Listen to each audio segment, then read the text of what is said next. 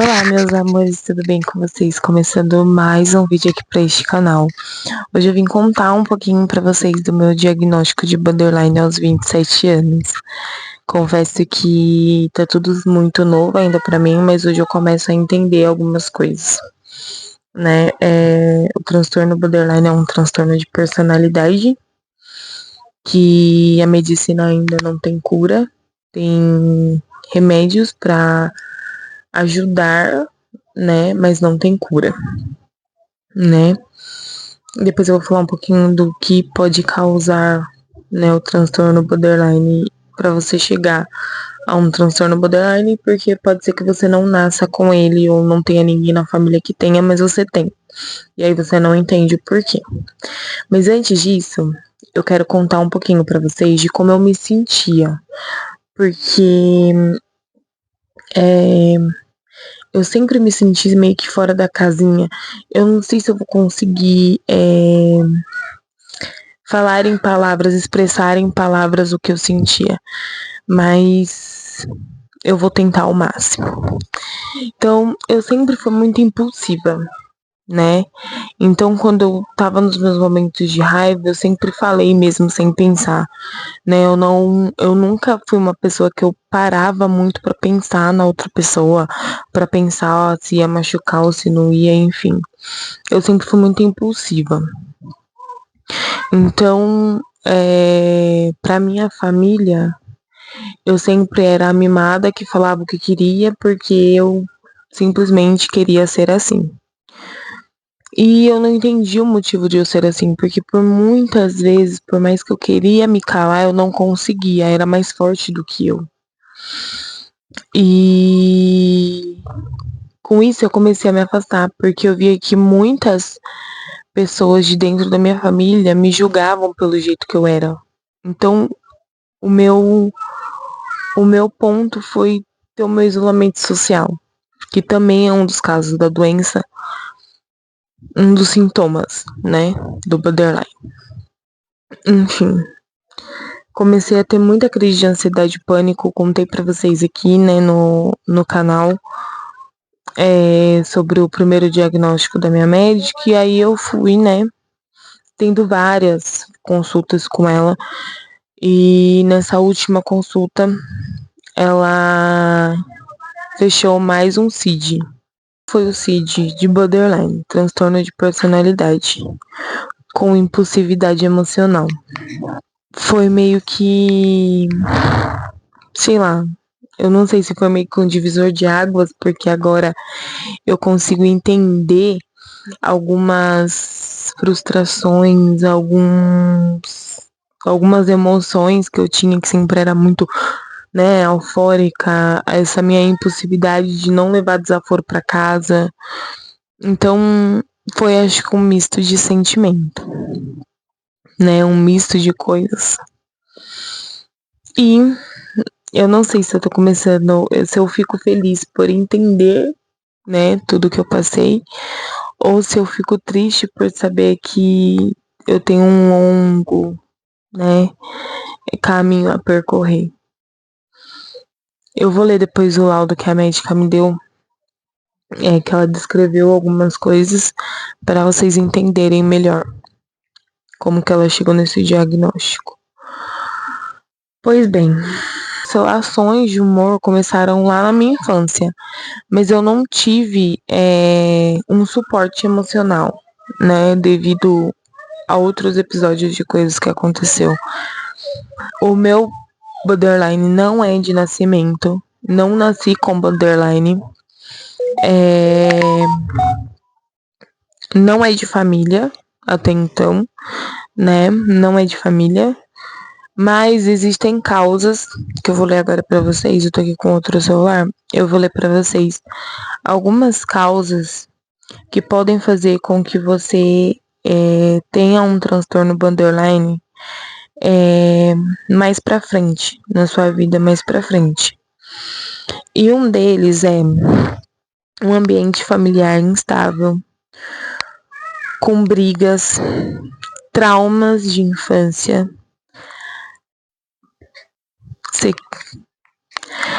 verbal e emocional. episódios de separação ou morte de um dos pais, especialmente durante os primeiros anos de vida. Nascimento de um irmão ou irmã. No meu caso,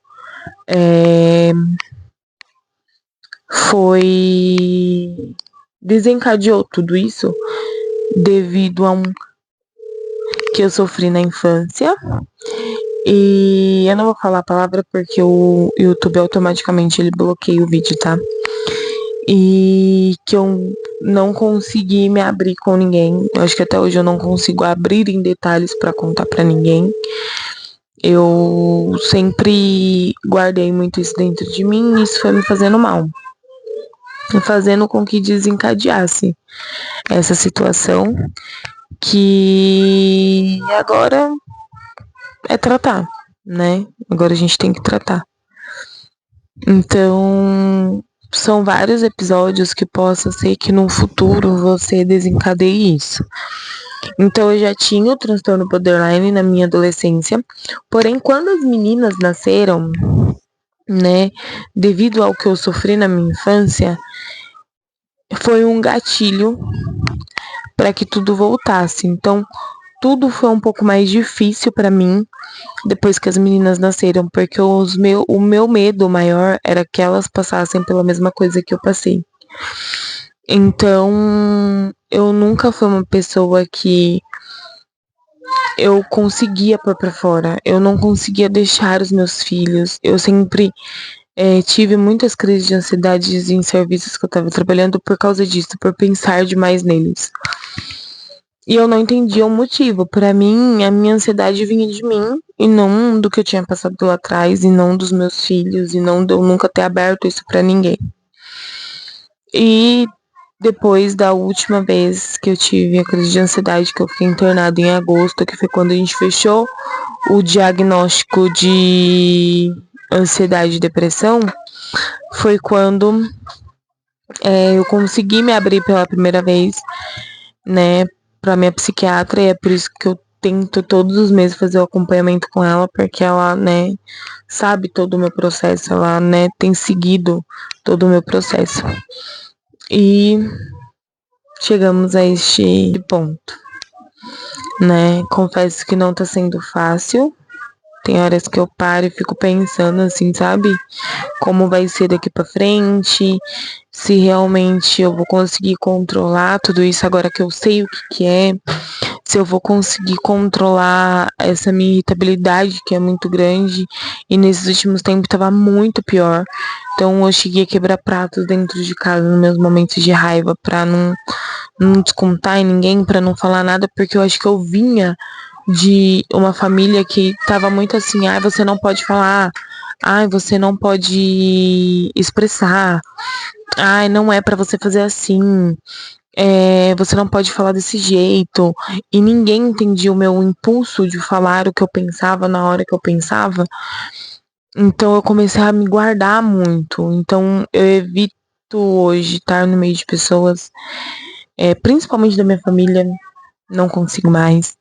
Não sinto vontade de estar no meio da minha família, porque eu sei que eu tenho esses meus impulsos e que eu vou ser julgada por falar o que eu penso, né? E eu não consigo controlar, é uma coisa que eu não consigo controlar. E a borderline tem inúmeros sintomas. Se você tem curiosidade, se você tiver algum dos sintomas que eu for falar aqui pra você, você pode ir na internet procurar saber mais sobre. Então, eu vou falar os que eu tive. E aí, depois você procura, lê com calma, pesquisa o que é. Quem sabe você também não tem alguns sintomas. E seja interessante você procurar aí um médico, um psiquiatra, um psicólogo, para que ele venha também, né, fazer um laudo. Os meus foi comportamento antissocial. Eu não gostava mais de estar no meio de pessoas. Comportamento compulsivo, seja no falar, impulsivo de tipo não pensar para falar, quanto no alimentar também. O isolamento social, que também entra no antissocial, né? Ansiedade, culpa. Eu tinha uma culpa enorme, gente. Eu carregava uma culpa dentro de mim que eu carregava uma culpa pelo que a pessoa fez comigo. Eu me sentia eu culpada. Em vez de eu culpar a outra pessoa pelo que ela fez, eu sentia eu culpada. Eu sinto ainda que eu sou culpada e não a pessoa. Que a culpa era minha, né? Que eu fui errado em algum ponto que fez a pessoa fazer isso comigo, sabe? Depressão, né? Medo, mudanças de humor, raiva, interesse ou desinteresse nas atividades. Eu começava uma coisa com muito amor no coração. Então, quando eu comecei aqui o meu canal, foi com muito amor no coração. E tem semanas que eu consigo gravar vários vídeos, tem semanas que eu não consigo gravar nada, porque eu tenho esse altos e baixos. Tem dia que eu tô muito bem, tem dia que eu tô muito mal. Tem dia que eu aceito dentro de mim que o YouTube é o que eu quero pra minha vida e tem hora que eu já não quero mais. Então é bem complicado conviver com isso, porque um dia você quer muito uma coisa e no outro você já não quer mais. E também é comum pensamentos suicidas e transtornos dissociativos, mas no meu caso foi só os pensamentos suicidas mesmo. Transtorno dissociativo eu não tive. Espero não ter também, né? Em nome de Jesus. Eu vou ler o laudo da minha médica pra vocês. Então, no meu laudo, ela colocou assim, ó. Vou mostrar pra vocês, ó, o laudinho dela. Paciente supracitada está em tratamento psiquiátrico sem previsão de alta. Apresenta sintomas de tristeza profunda, choro fácil, anedonia, isolamento social, irritabilidade, com episódios heteroagressivos, pensamentos negativos de ruína e desesperança com ideias de autoextermínio com planejamento, tentativas prévias, tem baixa tolerância à frustração em geral. Também apresenta sintomas de ansiedade importante com crises de pânico frequentes. CID F32.2 mais F41.0 mais F60.3. O CID 60.3 é o CID do transtorno de personalidade borderline.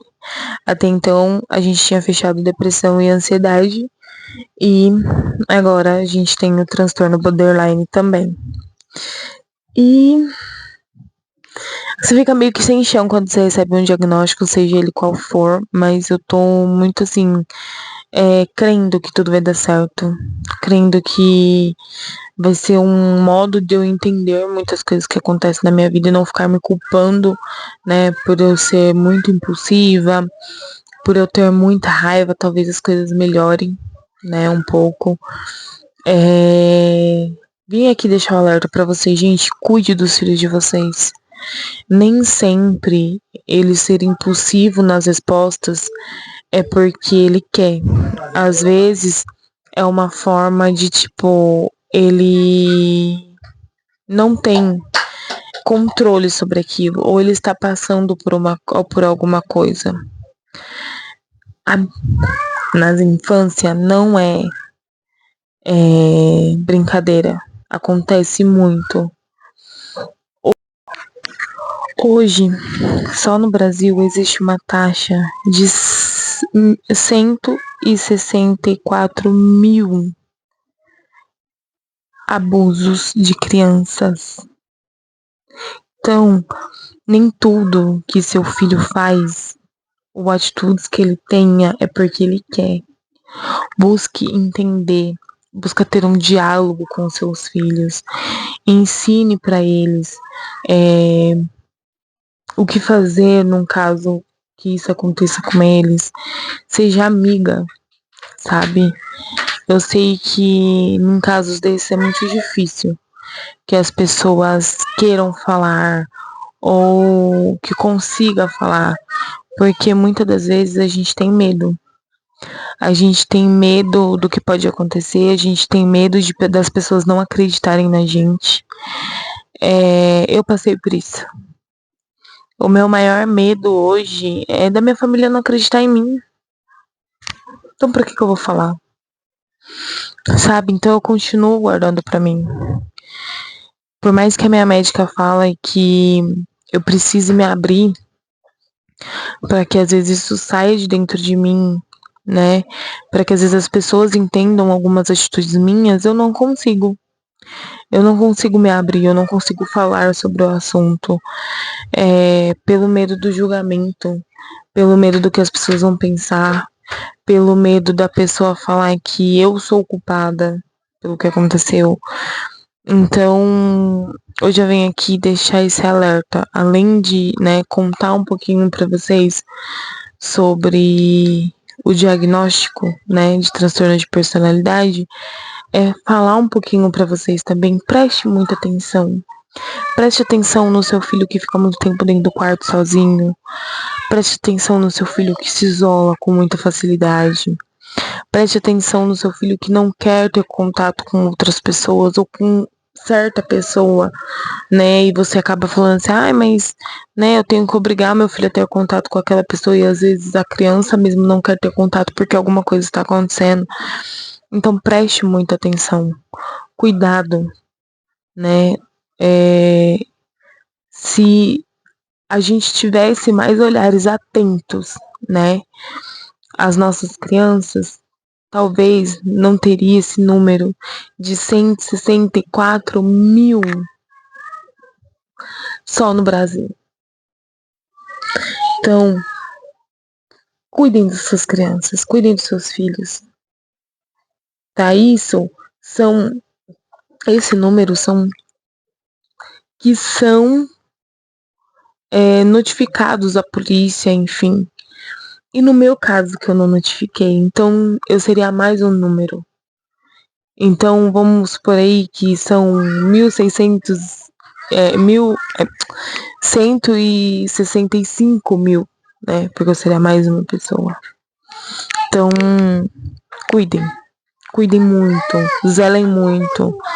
Sabe? Porque a gente não sabe o que vai ser daqui pra frente. E é isso. Espero que vocês tenham gostado desse vídeo. Espero que esse vídeo tenha ajudado vocês de alguma forma. Deixo aqui o meu beijo. Fiquem com Deus e até o próximo vídeo. Tchau.